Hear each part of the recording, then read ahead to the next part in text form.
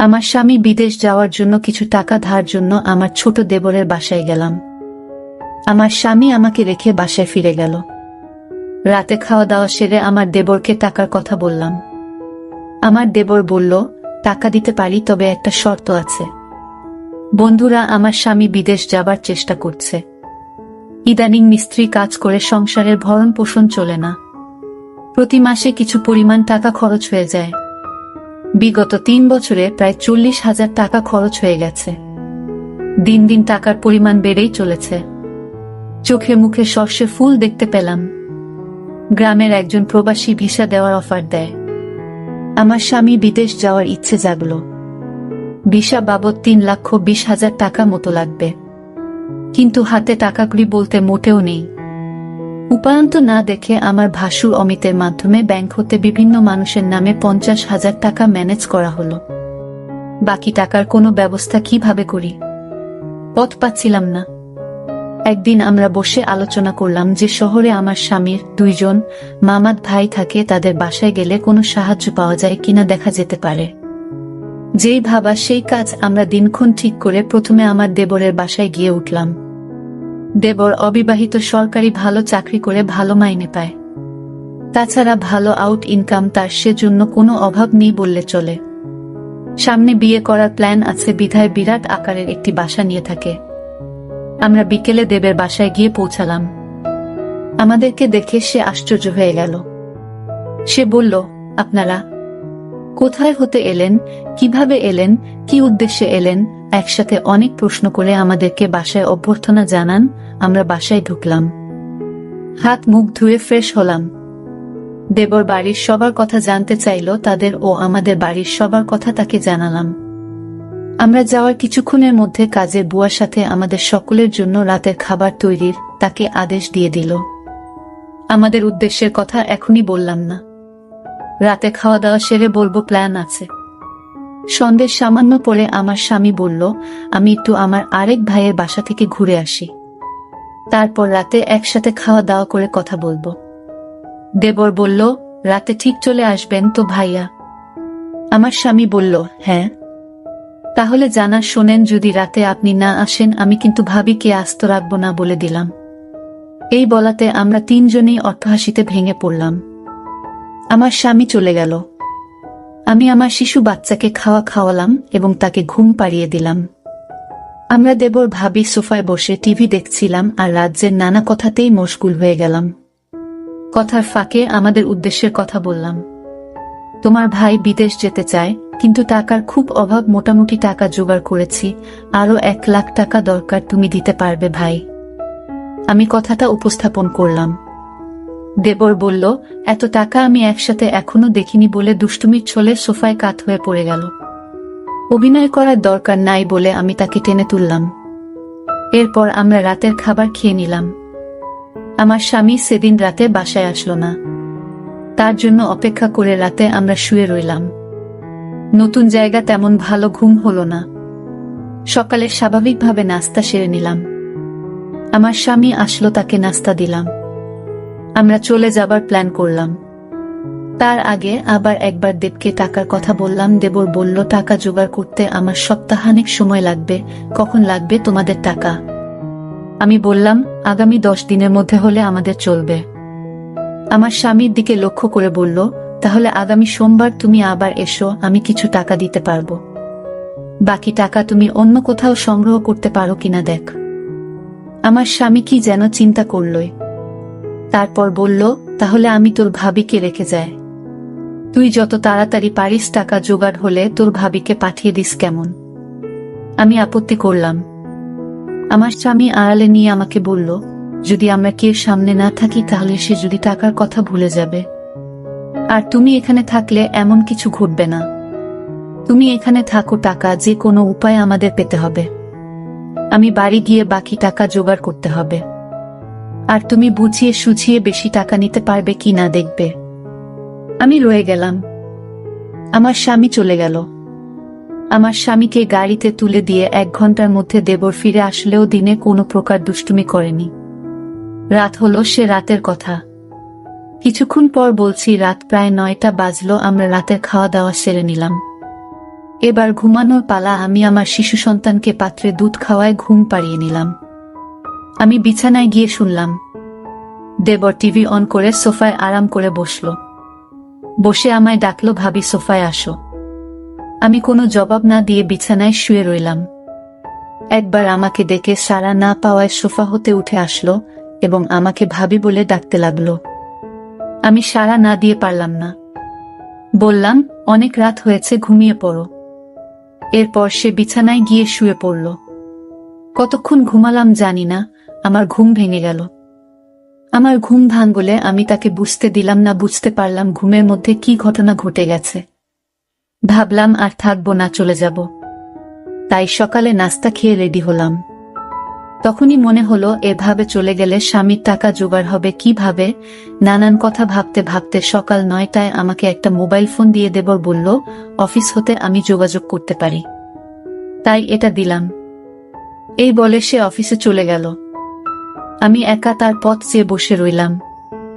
অফিসে চলে যাওয়ার পর আমি সম্পূর্ণ একা বসে বসে টিভি দেখছিলাম। দরজায় কড়া নাড়ল। দরজার পাশে গিয়ে জিজ্ঞেস করলাম কে। বাহির হতে জবাব এলো, আমি কাজের বুয়া খুলে দিলাম। ভুয়া পাক শাক সব শেষ করে আমার কাজ হয়ে গেছে বিদায় নিয়ে চলে গেল। আমি আবার টিভি দেখায় মগ্ন হলাম। বেলা প্রায় 1টা বাজলো। আমি স্নান করার জন্য প্রস্তুতি নিলাম। এমন সময় মোবাইল বেজে উঠল।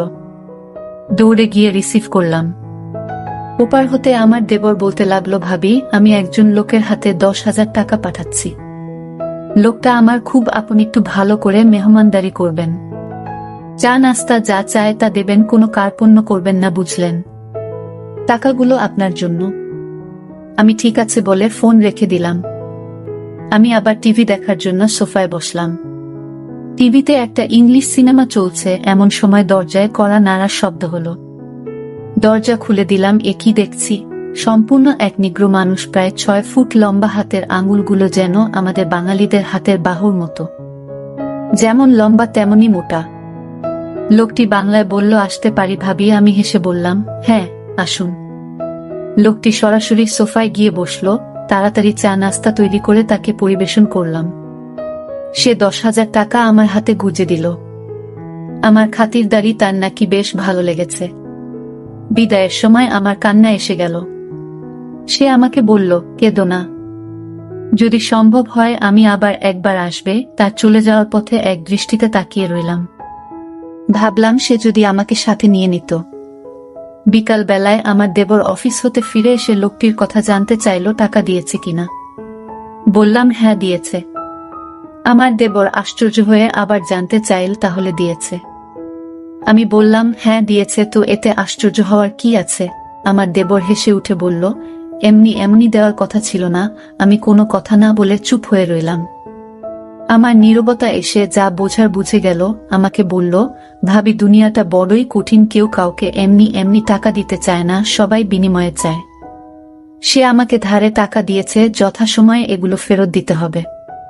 আমি তোমাদের টাকা প্রয়োজনের কথা এবং তোমার উপস্থিতির কথা সব জানিয়েছিলাম। তুমি যদি দাদাকে যদি কিছু না বলো তাহলে 1 থেকে 2 লাখ টাকা জোগাড় করে দেওয়া যাবে। শুধু দাদাকে বলবে সব টাকা আমি দিয়েছি। এতে টাকাও জোগাড় হয়ে যাচ্ছে। তখন ভাই বিদেশ যাওয়া নিশ্চিত হচ্ছে। আমি তার কথা নির্দেশ সব শুনছিলাম। উপদেশ শেষ করে আবার সম্মতি জানতে চাইলে আমি কোনো উত্তর না দিয়ে নীরব রইলাম। আমার চোখে ভেসে উঠতে লাগলো। আজকের লোকটির কথা কি নাম কে জানে, জিজ্ঞেস করা সম্ভব হয়নি। খ্রিস্টান না মুসলমান তাও জানা যায়নি। তবে হিন্দু নয় যে সে ব্যাপারে নিশ্চিত। আমার দেবর আমার সম্মতি আবার স্পষ্ট করে জানতে চাইলে বললাম, আমি কি বলবো, তুমি যা ভালো মনে করে তাই করতে পারে। আমার সম্মতির লক্ষণ দেখে বলল, রাতে একজন মেহমানকে দাওয়াত করেছি। কিছুক্ষণ পর কাজের বুয়া আসলো। সে বিকেলে চা নাস্তা তৈরি করার পাশাপাশি রাতের রান্নাবান্না শেষ করে চলে গেল। কে আসছে, কেমন হবে, লোকটি মনের ভেতর একটা চঞ্চলতা কাজ করতে লাগলো। রাত 9টা বাজলেই আমি দেবরকে বললাম, খেয়ে নেবে না, মেহমানের জন্য অপেক্ষা করবে? বলল, না, মেহমান কে আসবে, চলো আমরা খেয়ে নিই। আমরা খেয়ে নিলাম। আমরা বসে বসে টিভি দেখছি। প্রায় রাত 10টা। দরজায় খটখট আওয়াজ শুনলাম। বুঝলাম মেহমান এসে গেছে। আমার দেবর দরজা খুলে দিল। মেহমান ঘরে ঢুকে জানতে চাইল তোমার ভাবি কই। দেবর বলল ভিতরে আছে। দুজনে একসাথে আমি যে ঘরে আছি সে ঘরে চলে গেল। দেবর তার সাথে আমাকে পরিচয় করিয়ে দিল। লোকটি দেবকে উদ্দেশ্য করে বলল, তোমার ভাবিকে তো দেখতে দারুণ লাগছে। আমি 1 মিনিট টিভির দিকে তাকিয়ে আছি। সকালে ঘুম হতে উঠে ফ্রেশ হলাম। তারপর দুজনে চা নাস্তা খেলাম। আমার দেবর সকাল 9টায় অফিসে রওনা হয়ে গেল। আজ কোনো মেহমান আসবে কিনা বলে গেল না। আমার কাছে গতকালে রেখে যাও তার মোবাইলটা কিন্তু আছে। হয়তো যোগাযোগ করবে, না করলে আরো ভালো। আজ বিশ্রাম নেওয়া দরকার। দেবর চলে যাওয়ার পর আমি বিছানায় শুলাম। কেমন জানি একা একা লাগছে। ভুয়া আসলো দরজায়। নক করার সাথে সাথে আমি গিয়ে খুলে দিলাম। বুয়া তার কাজ ঘন্টা 1.5-এর মধ্যে শেষ করে চলে গেল। আমি আবার একা হয়ে গেলাম। ঘরের দরজার খিল মেরে দিয়ে বিছানায় শুয়ে পড়লাম। আজকের দিনের সব ঘটনা ভাবতে ভাবতে হঠাৎ মনে হলো দরজা খুলে কেউ যেন প্রবেশ করছে। ভাবলাম আমার দেবর হয়তো আজ তাড়াতাড়ি ফিরে এসেছে। বিছানা থেকে উঠলাম না। দেবের সাথে দুষ্টুমি করার জন্য ঘুমের ভান ধরে শুয়ে রইলাম। দেবর ঘরে ঢুকে দরজা বন্ধ করে দিল। আস্তে 1 পা 2 পা করে আমার ঘরে প্রবেশ করল। আমি আজ প্রতিজ্ঞা করলাম, আমি চোখ খুলব না। দেবরটা আমার ঘরে ঢুকে কোনো কথা বলল না। অনেকক্ষণ দাঁড়িয়ে থেকে যাতে করে আমি জেগে না উঠি। আমার কাছাকাছি বসো। চোখ খুলে আমি হতভম্ব হয়ে গেলাম। এ সম্পূর্ণ এক অপরিচিত এক লোক। আগে কখনো তাকে দেখেনি। আমি জিজ্ঞেস করলাম, আপনি কে? বলল, আমাকে কেউ পাঠায় নাই। আমি পাশের বাসায় থাকি এবং এই ঘরগুলোর মালিক। বাসা হতে বের হওয়ার সময় দেখলাম তোমার দরজাটা লাগাওনি। আমি ঢুকলাম। ভাবলাম একটু গল্প করে যাই। সে বলল, আমি তোমাদের সমস্যার কথা শুনেছিলাম। কি সমস্যা বলো তো? জবাবে বললাম, আমার স্বামী বিদেশ যাওয়ার জন্য টাকা ধার চাইতে এসেছিলাম। টাকা জোগাড় হয়েছে। তোমার কি সে আপন দেবর? না, আমার স্বামীর গ্রাম্য বাল্যবন্ধু এবং দূর সম্পর্কের চাচাতো ভাই। লোকটি হেসে উঠল। তাই? চিন্তা করো না, আমি তোমাকে সাহায্য করব। আমি এখানে একা থাকি, কেউ নেই। যতদিন থাকো আমি তোমাকে সেলফ করব।